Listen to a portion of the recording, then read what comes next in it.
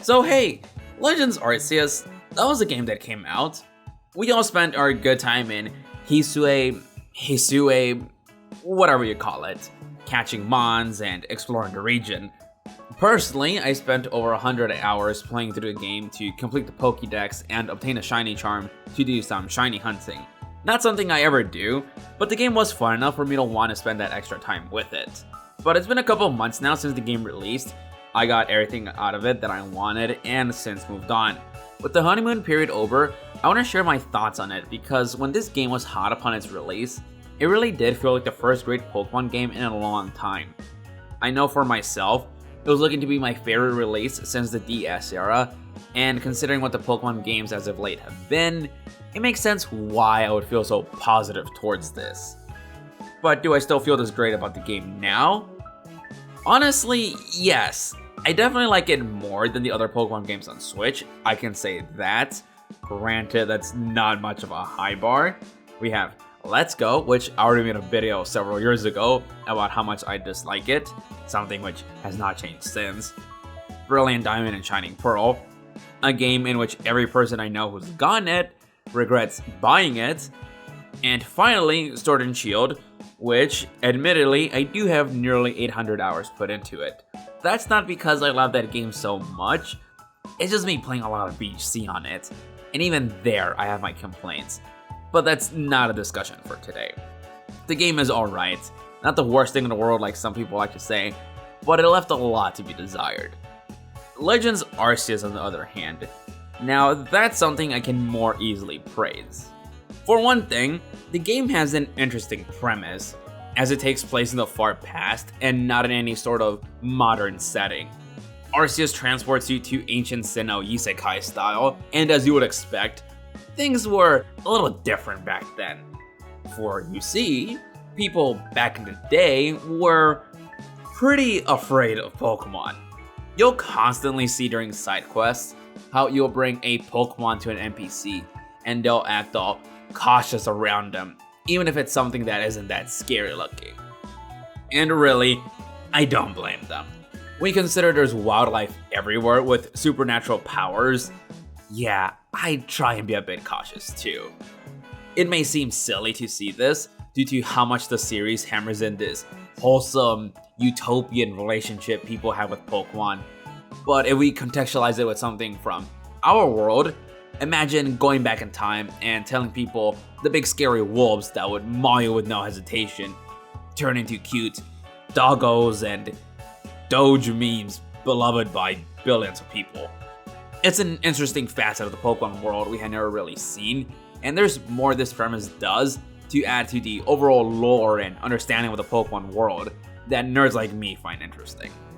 Since people here aren't used to dealing with Pokemon, much less owning one themselves, trainer battles aren't much of a thing, and for that reason, you won't be finding any type of gym leaders or competitive leagues around these parts.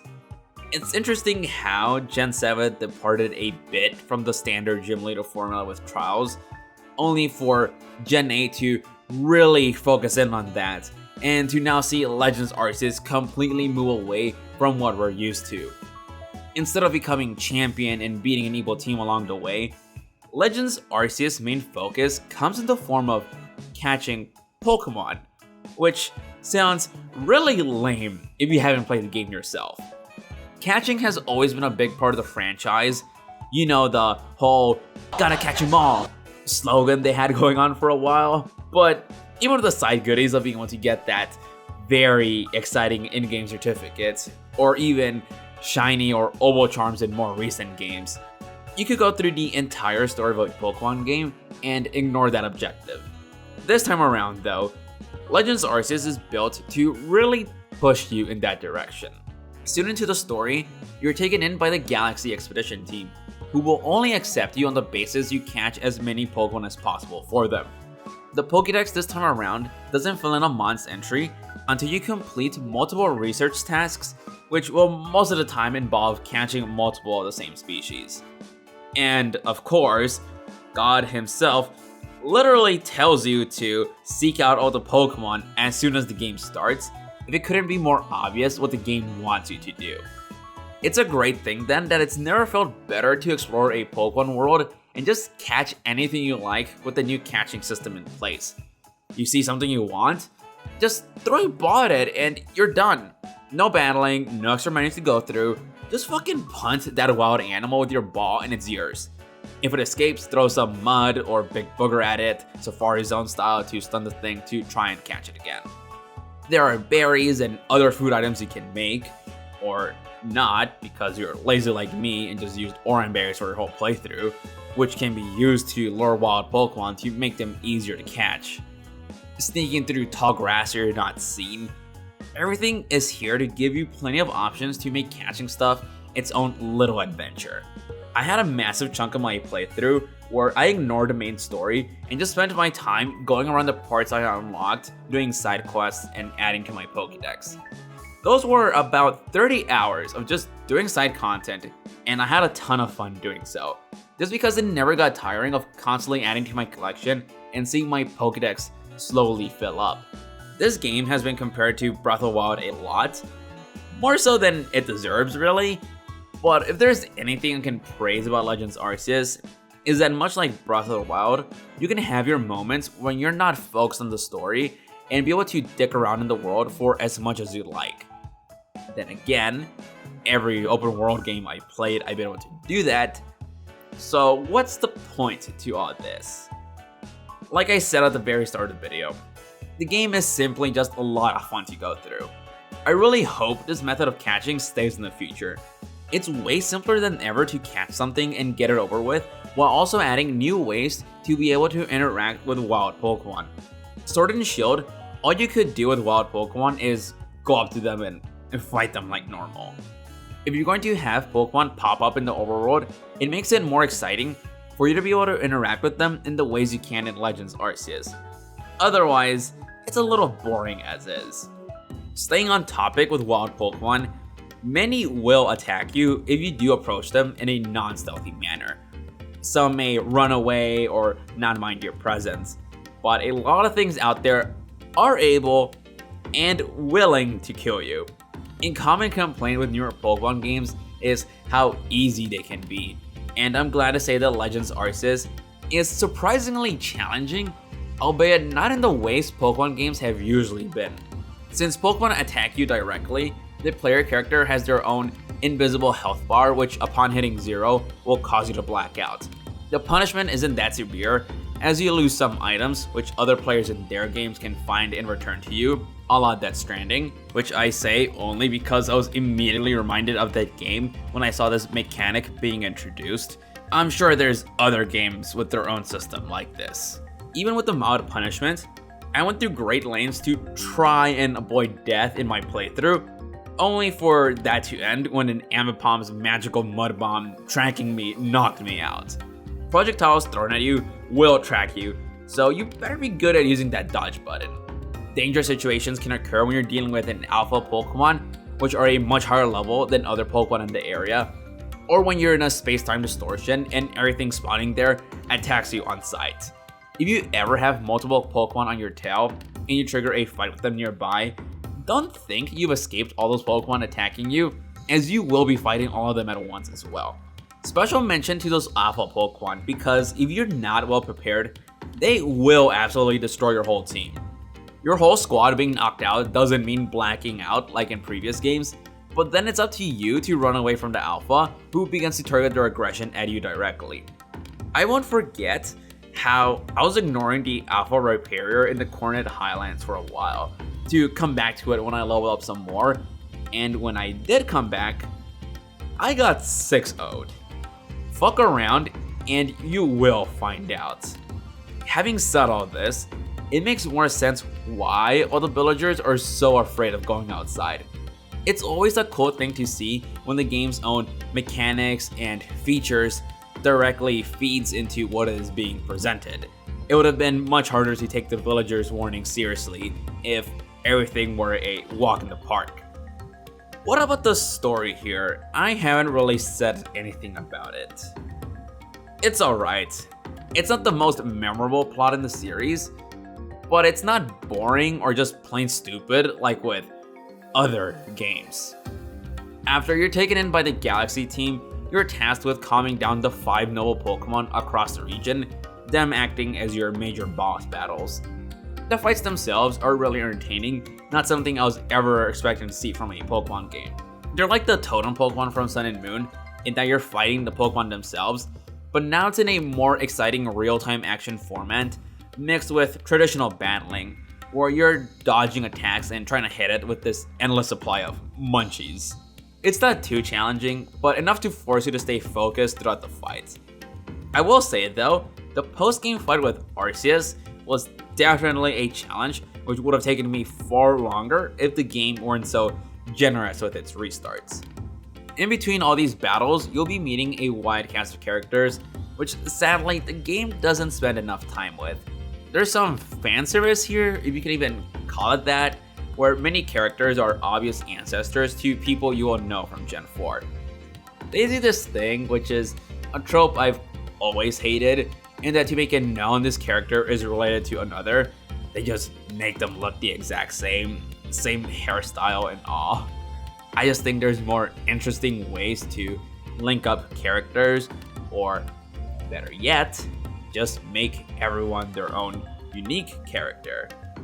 Otherwise, you expect me to believe this region with a low population, where it is explicitly said is still being settled, just happens to already have all the grandparents to the major players from the future?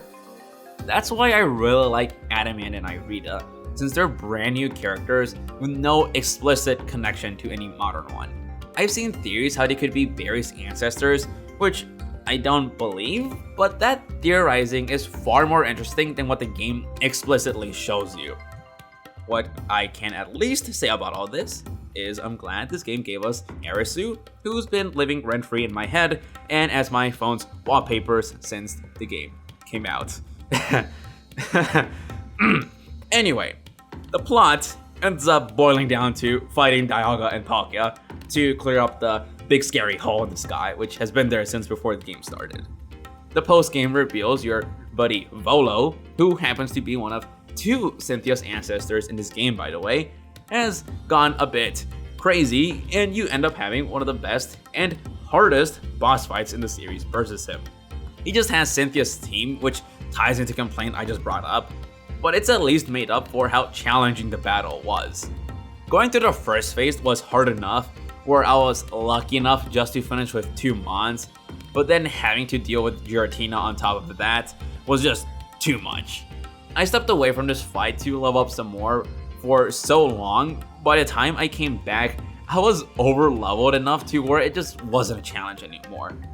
But to my surprise, there was a fucking third phase to this fight the entire time. I had somehow avoided the spoiler that the Giratina swapped forms and regained all its HP.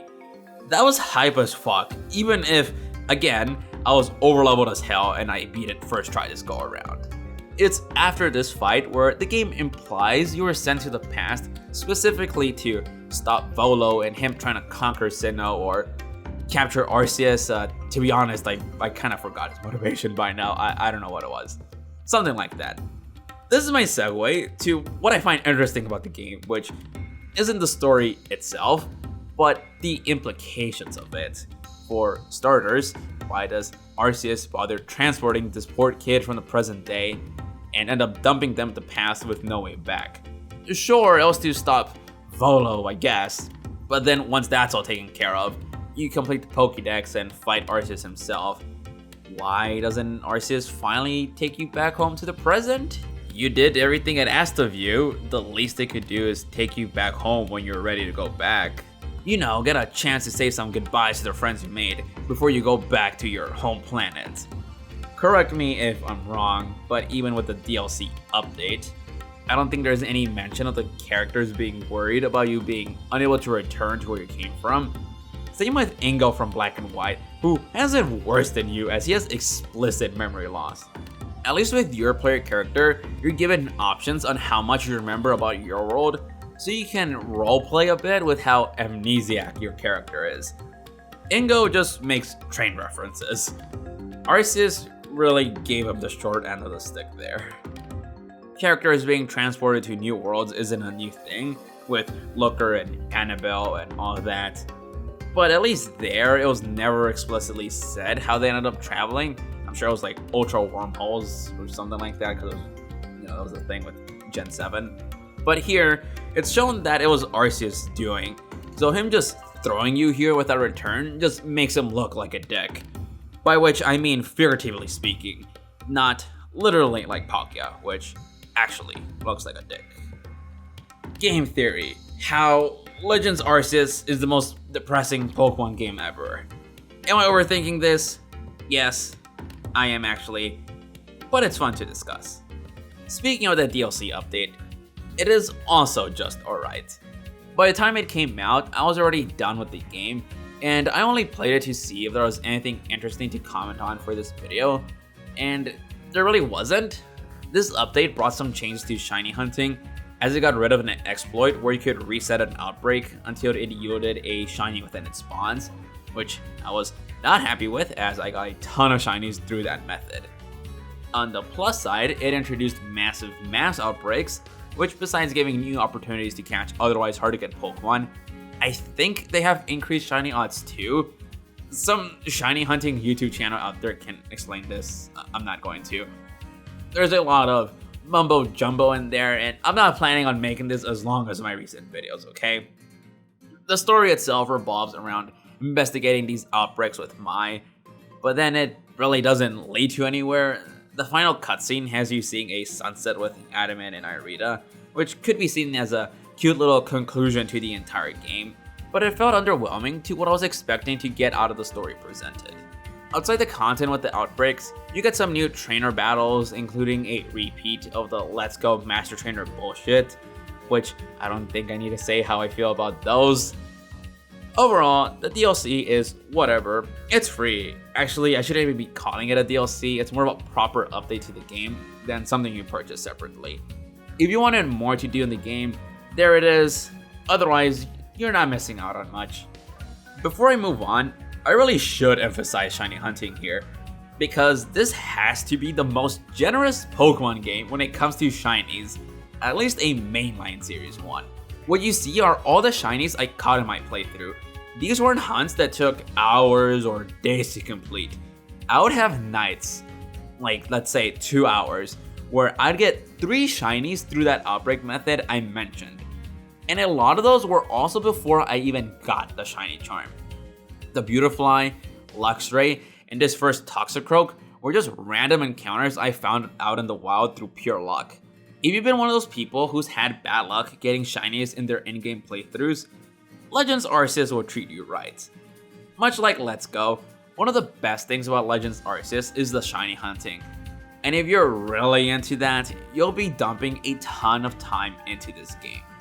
Now, as much as Legends Arceus has going for it, it of course has its fair share of negatives, which I'll quickly go over the main ones in my opinion. Side quests will keep you busy as there are well over 100 of them, some providing the benefit of adding new items to shops. But besides a handful of ones that are somewhat interesting or that link up, such as the ones involving my in-game NPC counterpart and his sister, they aren't very exciting. These will boil down to, hey, bring me this specific Pokemon, or hey, show me this Pokemon's completed Pokédex entry, or hey, bring me so-and-so items. Boring side quests are new to RPGs, but just because everyone else does it, doesn't mean you should too. It really felt like Game Freak adding more stuff to do for the sake of having more content in the game. I went full completionist with this game and did all of them, but if you don't want to, just do the ones with good rewards or you think sound fun. The Buizel one, by the way, is not fun and is not worth all the Pokeballs you'll waste trying to find a big Buizel. Here's an idea. Why not have made more of the side quests relate to all the different characters you see in the story? For example, let's take my favorite character here in Arezu, which, as it is, all her quests revolve around bringing her Pokemon with funny head shapes to inspire her hairdressing skills. We don't really get a reason why she's into doing this. One minute she's a member of the Diamond Clan, and the next she gets a little cutscene of her taking over the old lady at the barber shop. We could have gone a quest to introduce this, explain why this is a thing she likes, just anything to learn more about her character. With her being a member of the Diamond Clan, maybe have something giving her thoughts on being a part of it, or its relationship versus the Pearl Clan. Just have anything extra to do with characters after they finish their role in the main story. I really think that would have gone a long way to further appreciate and flesh out the cast here, not to mention just having more interesting side quests that perhaps players would want to do. Next thing is voice acting. This game really made me wish Pokemon would implement voice acting by now. Characters are more expressive than ever, but they still don't talk. Luckily, there are no embarrassing moments in this game like that one Pierce scene from Sword and Shield, but it sure would be nice to see Pokemon catch up to the modern day by now.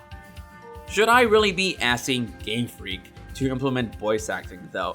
Hiring new talent, just a whole new realm of game development to deal with when they are still struggling, and you all know what I'm about to say here. The big elephant, dare I say, Mamoswine in the room. The graphics! The graphics! This has to be a record where someone does a video on Legends Arceus and goes this long without mentioning the graphics. Yes, they are as bad as people have made it out to be. Sometimes the game fools you into thinking it's not all that bad by looking somewhat nice, but very quickly any amount of traversal will show otherwise. Just because I feel like it, here are some comparisons with two other Switch games showing just how lacking Legends Arceus is graphically. I'm writing this before I go back to record footage of Breath of the Wild and Xenoblade Chronicles 2. But even with me not having played either of those games for years, I can say with absolute certainty, those games look way better and the Switch is 100% capable of better graphical output. I'm not going to beat a dead horse here. You've seen enough people complaining about this by now, but this is just one of those things which can't go without mention in regards to this game. I've never been much of a graphics guy. If a game looks a little ugly, but if it plays well or offers an interesting story, I won't mind it. Trust me, I won't. And it's the same thing here. I still had a blast playing through this game, as ugly as it was at times. Yet, this is once again another example of how Game Freak really needs to get their shit together. Please, I know there is a timeline out there where Game Freak is properly staffed and funded, working on Pokemon games that don't look outdated by several years. It's not just the graphics themselves either. Render distances in this game are awful. Nothing exemplifies this better than when you unlock Braviary and riding on it has everything in the game slowly pop into screen.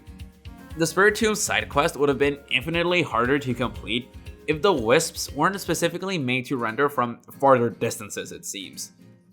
Despite these flaws, I can forgive the game somewhat, as Legends Arceus is at the end of the day still a very much needed breath of fresh air the series had been asking for.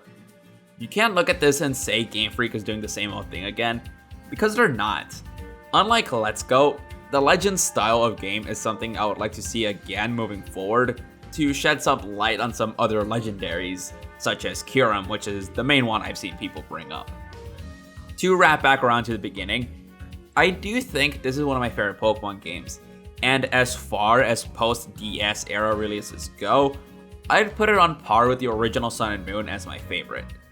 The game has some obvious issues, but I respect it for everything new it tried, and it did a good job of keeping me around, even after I had done everything there was to do. I may not have any more interest to go back and play it, but the time I spent with it was some of the most fun I've had playing this series. I think this is a great game to return to if you've been skipping out on Pokemon games for a while now, if perhaps you felt burnt out on them. Without going into any more specifics here, that about sums up my thoughts on the game. I know there was a lot more I could have gone into, such as the new battle system, or actually try and cover what all the DLC included, but I didn't really want to do a long video on this one. I just wanted an excuse to talk about Legends Arceus because it's Pokemon, and I like talking about Pokemon. And by the way, I probably should have said this at the very start of the video, I know it's pronounced Arceus. I know that's like the official English translation that they finally settled on. I'm just used to saying Arceus for like 10 years now, so yeah, you're not getting me to say Arceus, okay?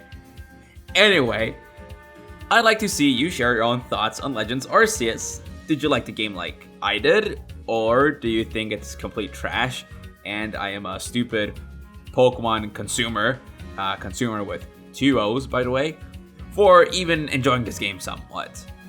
Next video will probably be that Danganronpa 2 review, assuming I don't release something else before.